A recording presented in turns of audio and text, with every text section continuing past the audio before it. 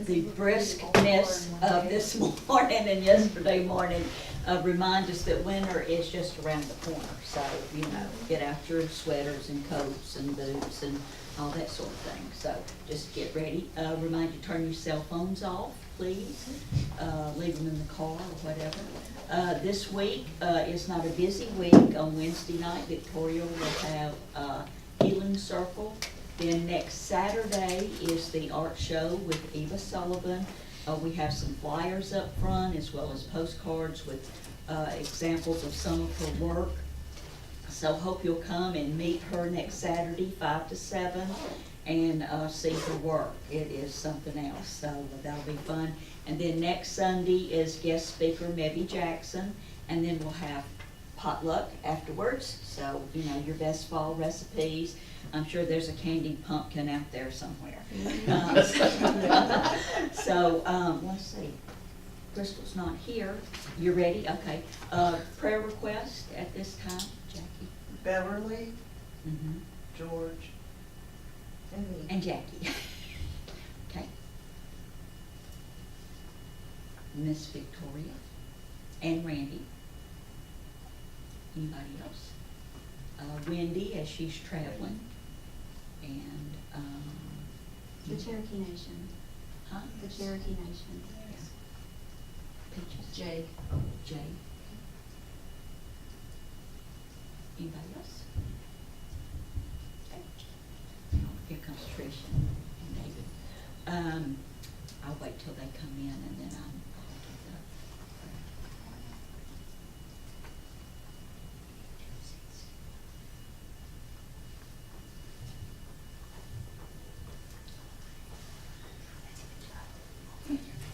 It's okay, I'm waiting on you. You're front row when you're Oh.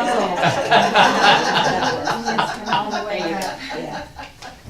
I love it.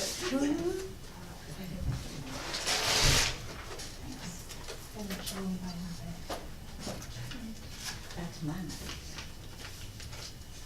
All the thumbs up and everything. Okay. All right, everybody will take a deep breath, please.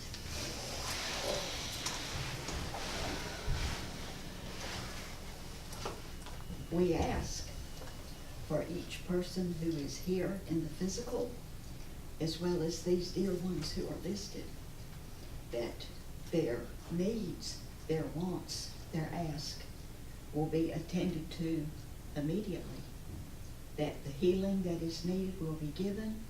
Those who are sitting and waiting and watching will have patience and calm. And we also ask for those who are not here with us today, who normally would be, that wherever they are surrounded in the golden white light until they return here again. So it is. So it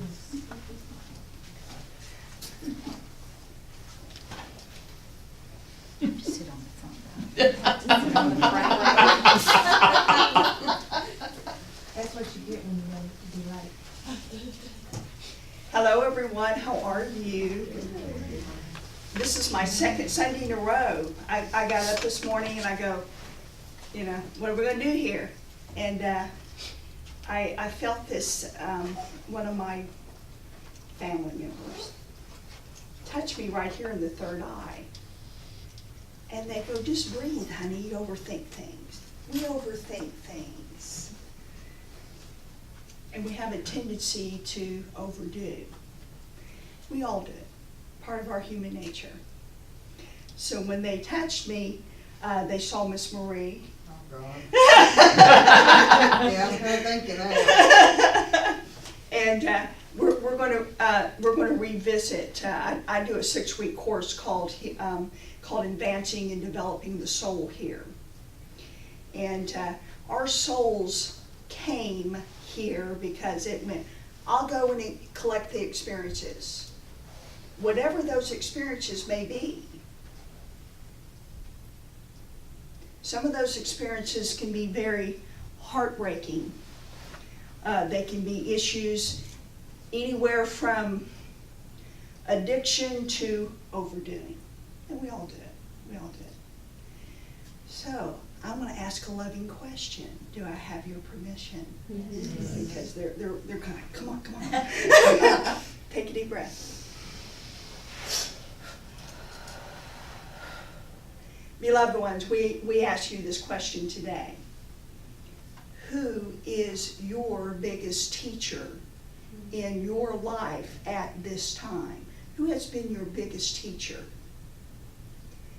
90% of the time it's someone that is very close to us, someone we love very much, someone we may even call parent. Mama, Addie, sister, brother, Nana, Papa. Those are our biggest teachers. They were not picked by random. You picked them on purpose to come into that soul group to learn specific things. That's hard to hear sometimes. First time I heard that, my next statement was, have you met my family?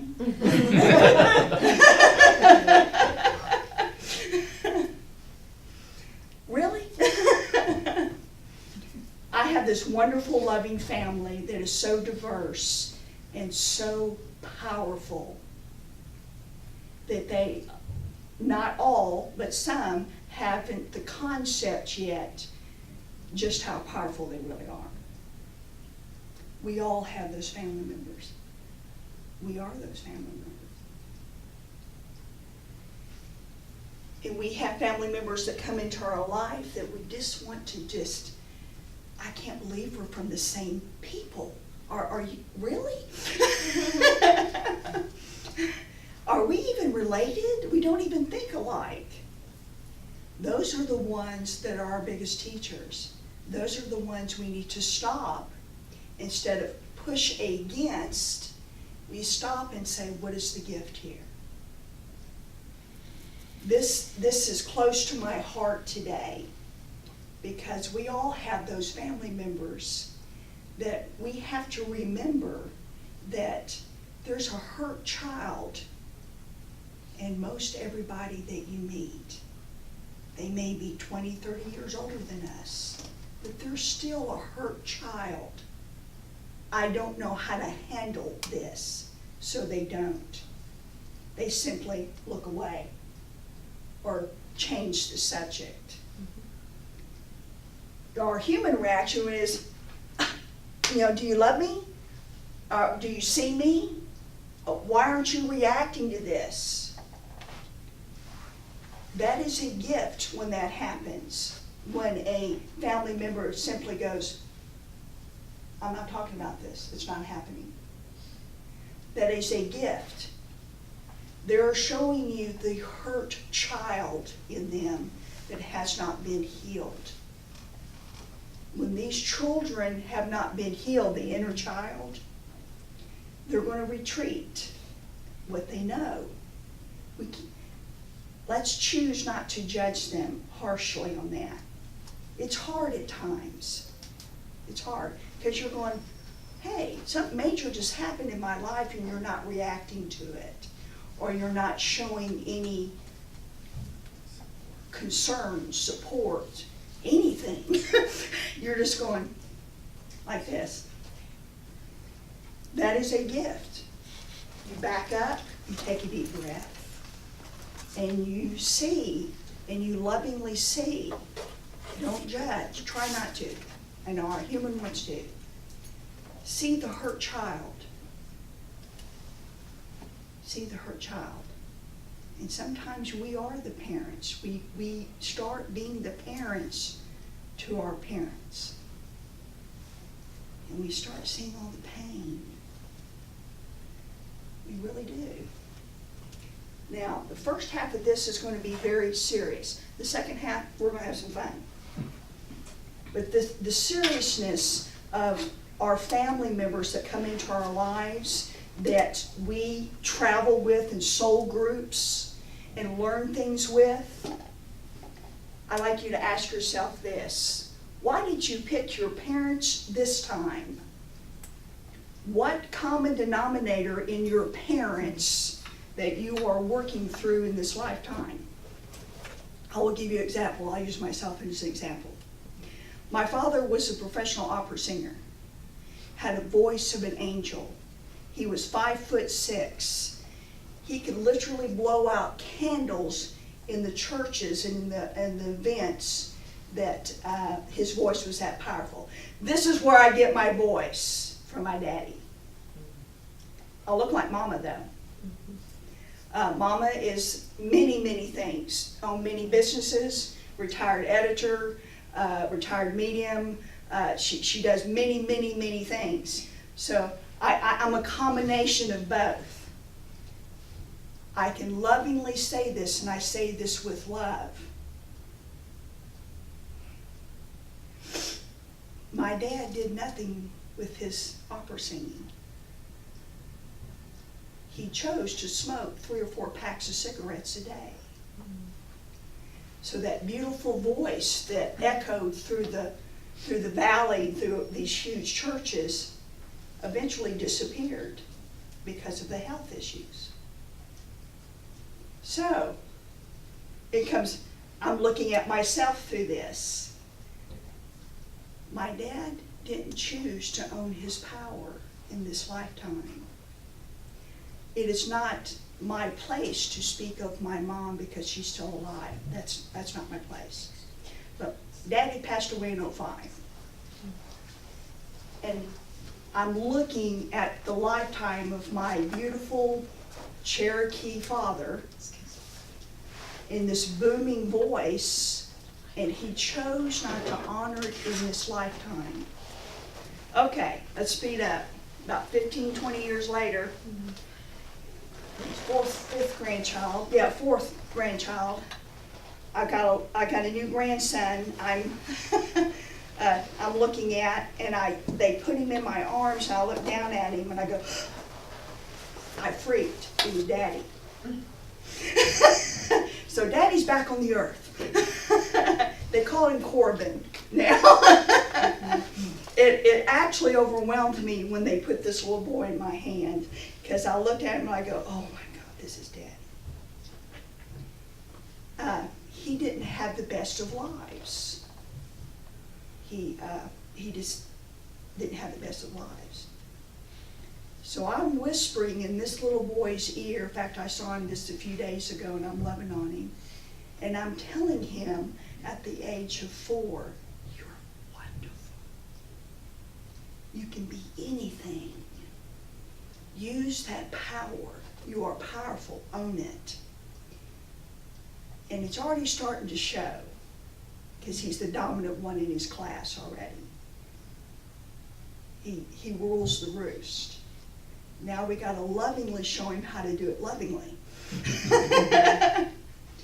But my focus is, by sharing that with you, is we do pick our parents. We do pick our families. We do it for the specific reason to learn specific things. So we have yet another opportunity to choose and make a difference in our life and in others. When you choose to own your power, you trust yourself without question. I have to admit, I trust myself without question. I know what I will do and what I will not do. And the ones that know me, they know that. They know if I say no, that's what I mean. If I say yes, it's done. So I know that I'm going to be okay, because I have to make changes to better my health, so I can stand in my power to do what I raised my hand for. So, own your power. Own it, honey. Put a little flair into it, just own it. Owning your power can be very loving, kind, scary. What the hell did I just do? Owning your power looks like this. I need to make changes, and I love myself enough to do it. Owning your power looks like this. How can I help you today? Looks like you might need a hug. Owning your power looks like unconditional love towards yourself first, so you can give it to others. Owning your power is saying, you know what, I don't know how to change here. I think I might need some help. And I want to say, I'm worth it. Okay? Owning your power is loving yourself unconditionally. It is hard at times, and I'm not going to be frivolous about saying this. We are human beings also. And if we don't own that humanness fully too, we can get ourselves in trouble. We can make choices for ourselves that are not best for us. So, owning your power allows you to be who you are and all you are. So, I'm going to ask a couple questions here. May I use you as an example? Okay. Trish is one of our prominent readers in this area. She's one of our better mediums and better psychics. She does it naturally. So for her to do that in this capacity, she has to trust herself enough to know that she knows. She takes a deep breath, she gets it done, she honors you, gives you a hug, and sends you on her way. So, to be at this level, which, wait till you see her next year, to be at this level, there's something inside of her that says, I know that I know. I can do this. I am a blessing to all that sees and hears me. And you will hear me say that throughout my whole lifetime. I am a blessing to all that sees and hears me. Start saying that to yourself, please. I am a blessing to all that sees and hears me. This allows me to learn to trust yourself, trust your instincts, your gut, and question the ego. Ego gets a bad rap. If it weren't for ego, you would not choose to come. You wouldn't go, oh, I'll go. Many people don't understand that statement. Let me clarify that, please. The ego, what it allows you to travel, the soul, it just goes everywhere. I'm going to go over here and check that out. Boy, that planet looks cool. I think I'll go down to that school this time, this sovereign. It thinks it's missing something. The ego can be your worst enemy or your best friend. The ego will only play back what it knows. It's just like an iPod. Wherever you put in it, it'll play. Whatever you delete, it won't play. It doesn't know the now, and it can only think or predict the future, which causes anxiety. So, choose to live in the now, okay? Prepare for the future, but live in the now.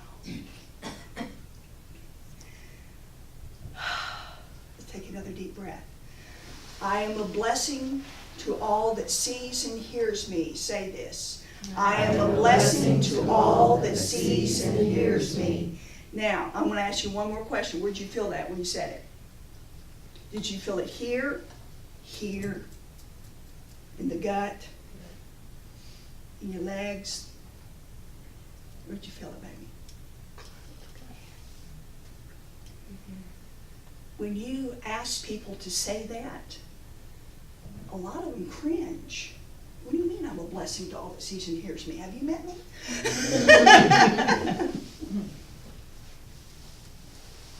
When you say that and convince every cell in your body, everything changes.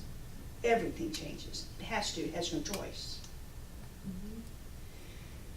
A goal is to convince the cells in the body, I am radiant health. Show me what this looks like, please. Show me what this feels like now.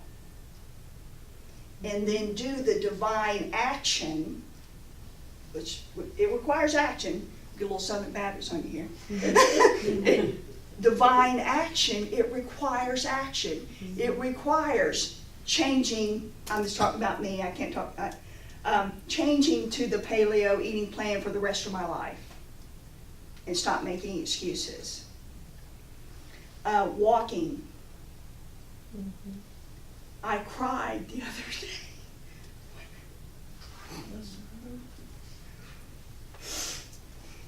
I cried the other day when I heard the wind in the trees, because I've been inside so long working that I've forgotten that is my favorite sound in the world, is the wind going through the tops of the trees. And I was like, thank you. Yeah, I'm like a little kid, just playing outside, touching the trees, chasing leaves, and this being outside. It is imperative that we honor this inner child that is in us. One of the exercises we did in our program yesterday, I'll share with you my experience of it. We went back to our 12-year-old selves. We got quiet and we went back to our 12-year-old selves. And if I remember correctly, that's not the best year in someone's life. We're changing, everything is, our bodies are going crazy. Our friends, a lot of our friends change, or you move, traumatic things happen. And we all know this because there's light workers here, but I want to share with you. We have the possibility, the know-how, to go back to that 12-year-old self, 8-year-old self, 15-year-old self. And we can stand back and watch it like a movie. Memory. Just watch it like a movie. Don't judge it. And as the adult, we can step in and say, no. I'm going to rewrite this the way it should have been, the way I wanted it to be. You have that power. You can rewrite that. And then you forgive it. You may have to forgive the people around you. You may have to forgive yourself. One of the first teachings I did, January 3rd, I heard them say out of my mouth is, karma is a figment of your imagination. And I went, say what? Because I was like, did I hear that right? And they go, yes. Now say it again. Karma is a figment of your imagination. It is something the humans keep themselves in a loop in. And I'm going, okay, now what? You want to get off the karmic wheel? Forgive yourself. You can step off of that karmic wheel and become the power and own it. You choose. You choose. Activate the divine within. You choose. If you don't like your job, pick one thing you do like about it and focus on that only, so you can activate the frequency to move to another job that you will like even better. But here's the flip side to that. There's always a flip side. If you're moving from job to job, you have the same situation over and over again, guess what? It's not the job, it's you. That's when you become aware enough to say, same situation, different faces. And then you look within. Love yourself enough to be the parent to yourself you always wanted. Love yourself enough to be the parent to yourself you always wanted. That honors yourself completely. Because when you parent yourself in a loving, unjudgmental way, you heal yourself from the inside out. You allow yourself to thrive, not just survive. Okay, Victoria, want to speak? Everybody knows survival mode in here. I don't see. Victoria's speech and starts coughing. Okay, then come back in. Everybody knows survival mode. We see it in a lot of our family members. They're in survival mode. And I say this with respect. Correct me if I'm wrong. When people are in survival mode, they can be very manipulative. Whiny. Woe is me. I want it and I want it now. Very little patience. They're in survival mode. We all have family members like this. How do we deal with them? If we go in and fix it, we've actually added to the problem. We go in and say, well, here, let me take care of it for you. Let me feed you. Here's the rent money. Da-da-da-da. We're actually making it worse. As light workers, you don't ignore it. You look at it head on. I see that you're without again. Let me help you make a game plan so you won't be without next month. Let me show you how to do this. I will help you through this. But I'm going to love you enough to say no. I don't know why they're saying this. They're saying this is for someone very direct here. I'm going to show you how to, I'm going to love you enough to say no. Because I'm not going to be your codependent keeper.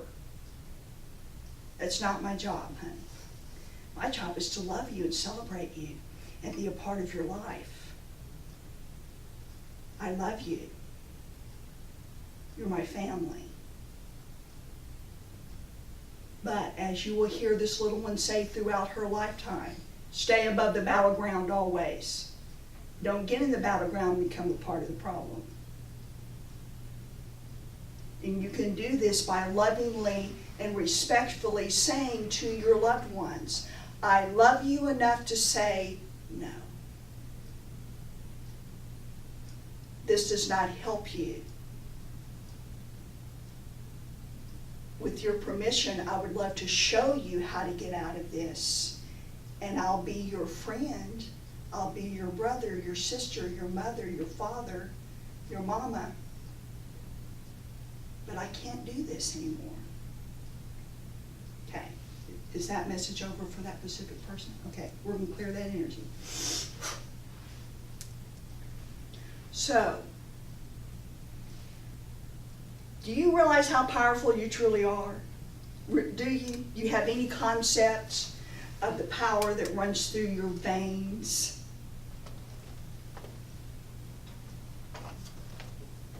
A lot of you do. You have the power to change your mental capacity in a blink of an eye. The music does that. It changes the mind in a heartbeat. Changing, oof, Metatron's here. Wait just a second. The middle mind, it's exactly what it is. It's a middle mind. It is a way station of feelings and emotions and thoughts. They are not you. If they become you, that's when we have some issues. When you become your emotions, you come like a sheep. We have watched it millennium. You just led around like sheep. Your feelings, on the other hand, are something you should honor.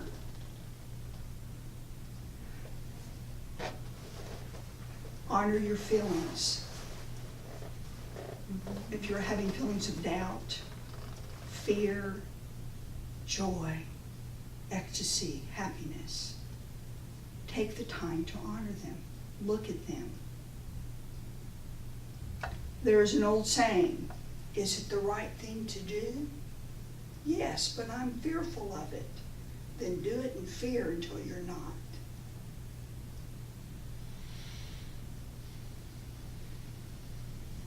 You're raising my temperature.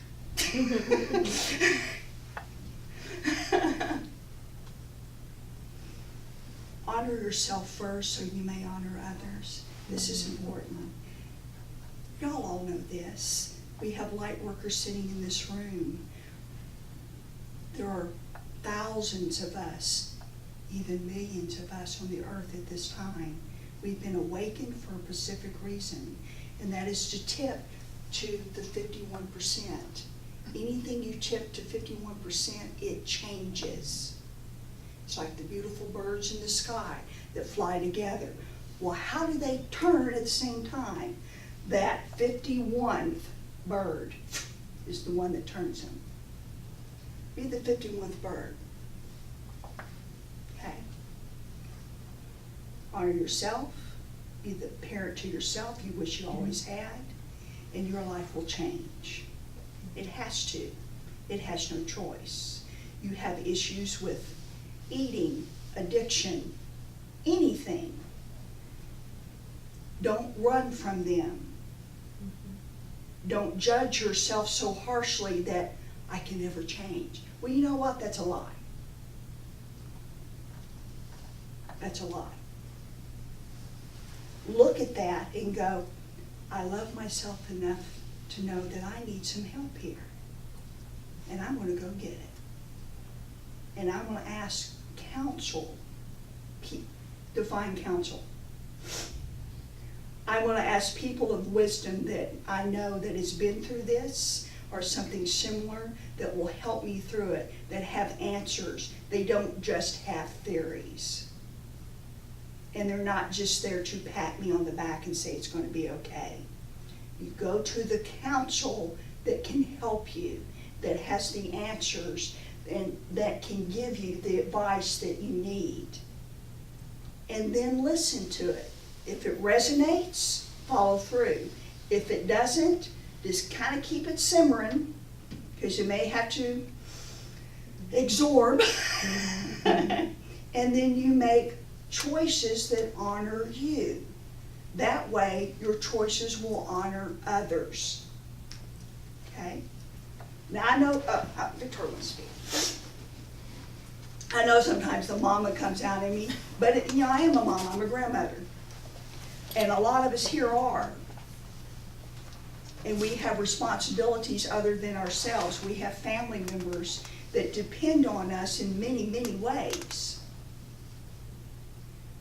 But it has been shown to me through hollering, because they're not whispering at me anymore. They're hollering at me, take care of yourself so you can take care of others. So that is my dominant and my most loving gift I can share with you. Be the parent to yourself that you always wish you had. And that starts by taking care of self. Body, mind, and soul. Please, loved ones, y'all are needed. It is required. There's much work to be done, even in this community. There's love to be shown. There are things to be taught to help others so they can help themselves. It is not our responsibility to come in and fix anything. Nothing's broken. We are the loving example to others because we give them permission to be the best versions of themselves. We do. Now, say something real quick. The human side comes out in us every now and then. And our family members have a tendency to view us as we were, as kids, teenagers, young adults. Example. Mom and I were doing shopping in Nashville a few days ago. And she knows what I do. I'm not the same person I was in my 30s. She doesn't exist. I occasionally go back and visit her and go, why did you do that? But she doesn't exist. We're walking through the parking lot. I am the tallest woman in my family, which doesn't say much, but Mama's about this big. And we're walking, and this car starts turning, and it was going to hit Mama. So, my instincts, I stepped in front of Mom in the car, took her like this, put her behind me, and I stepped back to take the blunt of the blow. And Mama fell. And I look back, and I go, Mama, are you okay, honey? This is what came out of my mom's mouth. Because it showed me everything. She views me from back here. Please don't hurt her. It's the only thing that came out of Mama's mouth. Please don't hurt her. And I went, oh God, she views me when I was in my 30s. I was a different person. I was fighting in Germany. That's all I did. I used to be a kickboxer in Germany. That's all I did for years. It's the only thing that came out of Mama's mouth. Please don't hurt her.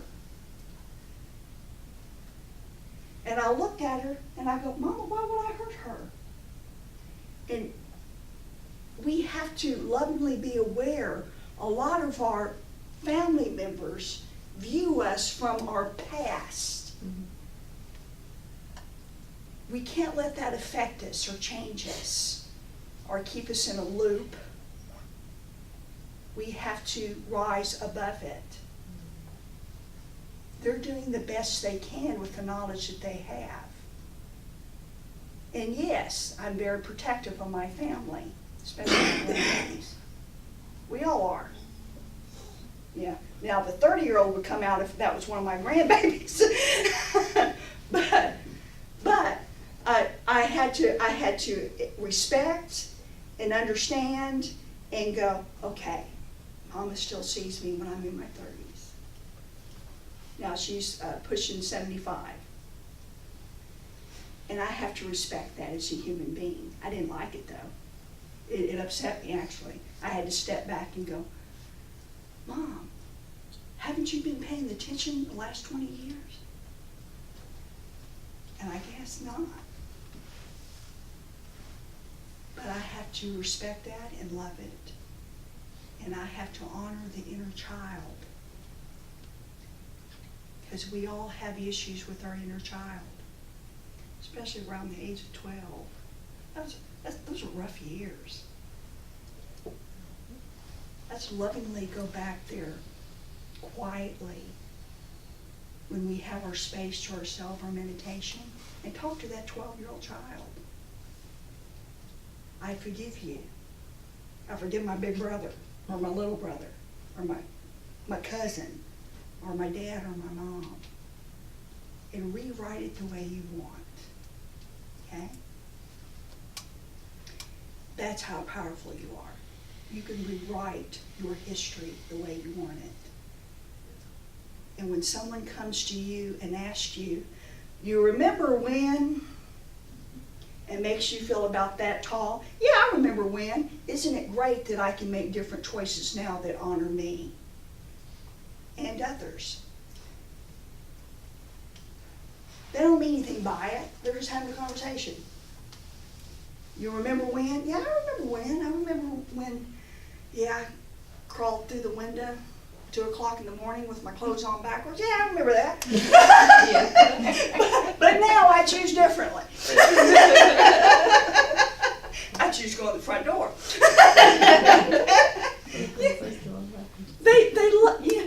Yeah, our families do that. That's part of being a family. So during this holiday season, when we're out doing our holiday stuff with our family, and they say, remember when? Mm-hmm. Say, yes, I do. And isn't it awesome that I could choose to make different choices that honors me? Don't judge it. Don't allow them to judge you. And you do that by saying, yeah, I remember when. face it. Don't shrink. Don't feel left off. Face it. Yeah, I remember when, yeah. And say thank you. I love how much I've grown. I love how much I've owned my power, that I now know I'm a different person. I'm loving, I'm kind, I'm gentle. I am aware of my divine being inside of me. Now I say one more thing. It is too pretty outside right now to be stuck indoors. We need to be hugging trees. We need to have our feet in the grass. We need to play. We need to go outside and get dirty. Okay? Bring in the fairies, bring in the angels, bring in the elements, bring in the ascended masters, invite them into your space. Because they're just waiting for permission. Blessed ones, y'all are very powerful. And I ask this of you, please consider, be the parent you wish you always had to yourself. And it will heal so much.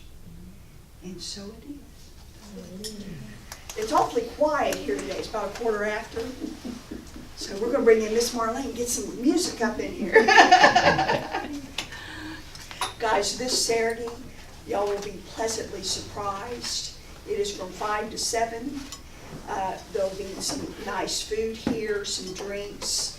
This, I can't stress enough, because I know this person, and I know this lady, and I'm very honored to have this artist here. But the light language alone in this artwork can heal the soul. So, and it's affordable. Everybody can bring a piece home if they wish, anywhere from $300 to on down. Okay? So loved ones, come be a blessing. Come support this person. Her name is Eva Sullivan. Okay, blessed one? Okay.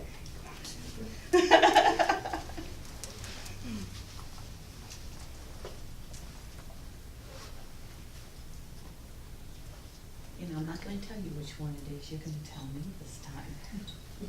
See where it hits you.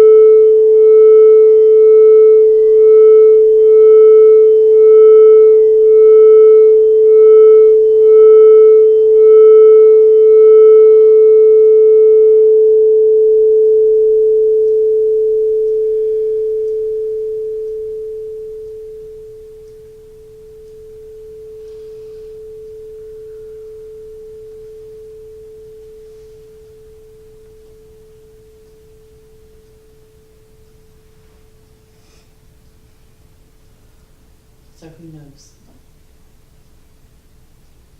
I felt it in my throat and Third Third eye. eye. Bingo, third eye. Bingo, yes, yes. It's amazing how it opens up the areas. it sure does. Yeah. And if you feel it in your throat, that's fine too, and if you feel it in the crown, that's, yeah, exactly. Yeah, yeah, it can do all kinds of wonderful things. Thank you, God. Let's go play outside.